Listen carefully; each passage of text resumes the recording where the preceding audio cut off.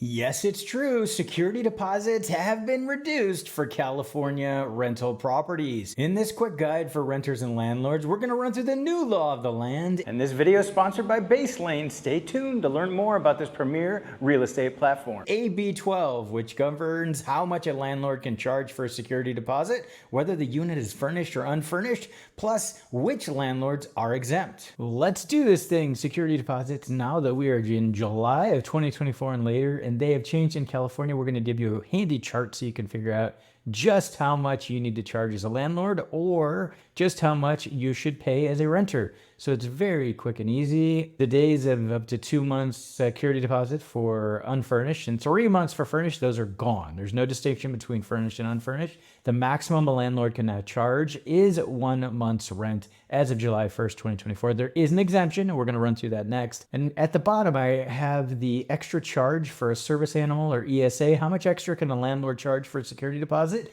in that scenario? And the answer is 0. You see it here. A landlord cannot charge for an emotional support animal or a service animal because they are not pets. And only pets you could charge a deposit. But if you have a pet, you still can't exceed the 1 month's rent. There is an exception built into the legislation for landlords of certain types we're going to discuss in a moment, and they can charge up to 2 months rent for unfurnished or furnished, but still nothing for the service animal or ESA. So in order to qualify for the exemption, the landlord has to be a natural person or part of an LLC in which everyone's a natural person. So no major corporations, for example, will be able to take advantage of this exemption.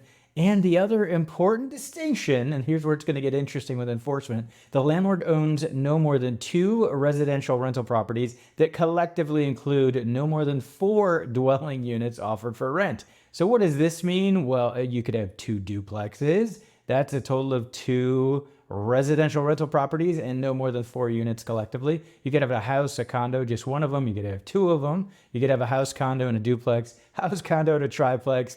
Or you could have 1 fourplex. So those are the combinations that would qualify. If a landlord only owns those as rental properties, this is beside where they live. This doesn't include their primary residence. If they own this few number of units, then they are able to charge more. So big properties where corporations own, again, absolutely will not qualify for this. I'd appreciate it if you stick around and watch this. It's a quick word about our sponsor, Baselane. With my channel, I spend a lot of time talking to busy California landlords. They're trying to juggle constantly changing landlord-tenant laws, rent increases, repairs, leasing out units, paying bills, and a whole lot more. That's a whole lot of work for passive income. Recently, I came across a great tool that can simplify some of the more tedious parts of being a landlord, Baselane.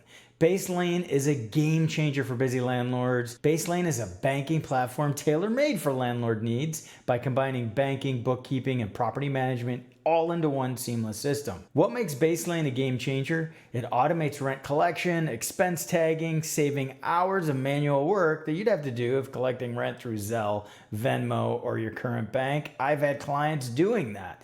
Baselane gives you the ability to see cash flow and expenses in real time for each property, and there are no hidden fees, no monthly minimums. With Baselane, you can easily set up separate accounts for each property, manage budgets, and ensure every dollar is accounted for without having to print out 1,000 pieces of paper and go into the bank like one client used to do. It's literally like having a personal financial assistant that never takes a break so that you finally can for your passive income. If you're overwhelmed by your rental property finances, Baselane is the solution you need. Head over to baselane.com/Christian to sign up for Baselane for free. And if you visit my link, baselane.com/Christian to sign up, you'll get a chance to win a $500 Amazon gift card. Let me know in the comments what you think about Baselane, or if you're already using it, I'd love to hear how it's helping you. A few quick things to remind you. Number 1 is we can't give tax or legal advice, but for the most honest and up-to-date real estate advice, subscribe to this channel. Remember, this is about the collection of security deposits, not about returning security deposits. There's strict rules around that, and those have not changed. Also, it doesn't matter what you call it, key deposit, pet deposit, whatever deposit, you can only collect the amounts that we are going to share with you in this video. And don't forget, in the state of California, there's no such thing as a non-refundable deposit. A landlord can't charge a cleaning fee that's mandatory, anything like that related to the security deposit for a residential rental property. And thanks for sticking around to the end. Here's 3 questions that you're probably just about ready to type into the comment section below. And why do we know this? Because we've been making videos for landlords and renters so long, we know the questions that are going to come up. So the first thing people are going to ask is does a landlord have to charge 1 month or 2 months rent for security deposit if they're exempt? No, these are the maximums a landlord can charge. A landlord can charge anywhere from 0 for security deposit up to the maximum. They don't have to collect the 1 month's rent.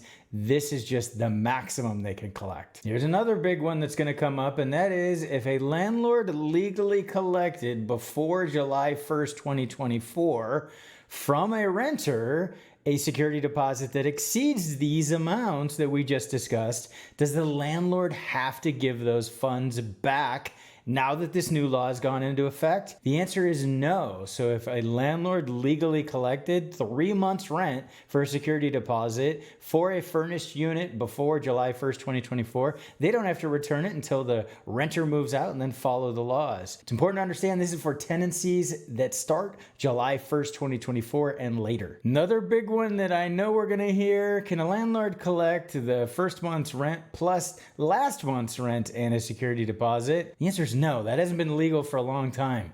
A landlord is only able to collect the 1 month's rent plus security deposit. The only time a landlord is able to collect advanced rent would be a minimum of 6 months rent for any tenancy that's 6 months or longer. That's what the law says. So a landlord theoretically for a year-long lease could ask a tenant for 1 month's rent for security deposit and 6 months of advanced rent, but they couldn't ask for less than that. They couldn't ask for 2 months, 4 months, 5 months. It has to be a minimum of 6 months rent. Of course, make sure you discuss with an attorney before you actually collect that 6 months worth of rent. We are not big fans for landlords or renters in collecting advanced rent. Subscribe to this channel and I'm sure we'll do a video on that one sometime soon. Let us know your security deposit questions below. We know there's going to be more of them. And so you don't miss out on future updates about California landlord tenant regulations. Make sure you subscribe to our free email newsletter and watch these next videos. Thanks for tuning in. This has been Christian Walsh, real estate agent with Wire Associates, and we can't wait to hear from you.